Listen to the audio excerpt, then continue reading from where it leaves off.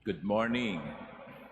As I said earlier, we are celebrating today the feast of Saint Mark, the evangelist. Saint Mark, the Gospel of Saint Mark is the earliest gospel among the four gospels, and it is also the shortest.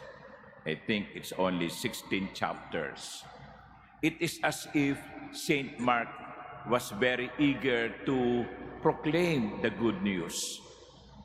Hindi na niya nilagyan ng maraming palabok. Gusto na lang niya ipahayag kung sino si Kristo, kung sino si Jesus, at kung ano ang kanyang ginawa para sa atin. That is why, if you notice, even in the gospel of today, Jesus appeared to the 11 and said to them, He just risen from the dead. And already, Jesus was giving the disciples a mission. Go into the whole world and proclaim the gospel to every creature. Yung mga alagad, natatakot pa. Kasi pinatay si Jesus, hindi nila alam kung anong susunod na mangyayari.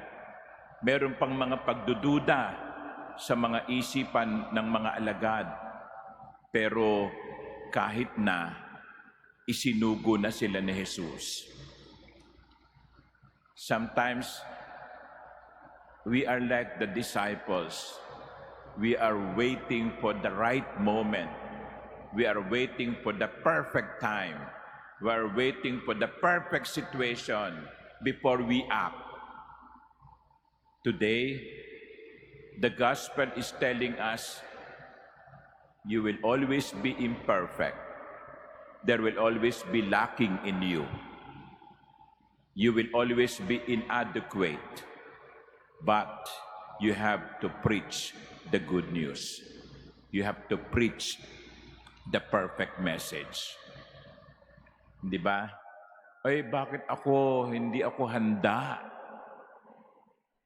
Sasabihin ng Panginoon, kahit kailan hindi ka magiging handa.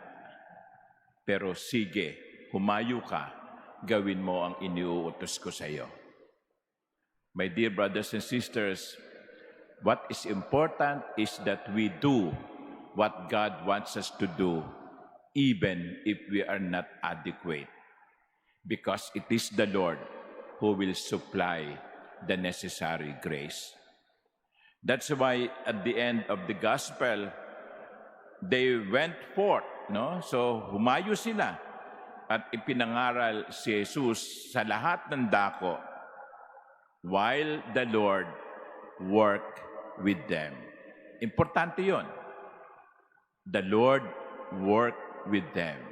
So sinugo sila ni Jesus, sinugo ang mga alagad, pero hindi sila pinabayaan ni Jesus. Yan ang dapat nating tandaan. We may be inadequate, we may be imperfect, but the Lord is with us. The Lord is working with us. Kaya wala tayong dapat na maging pag-aalinlangan.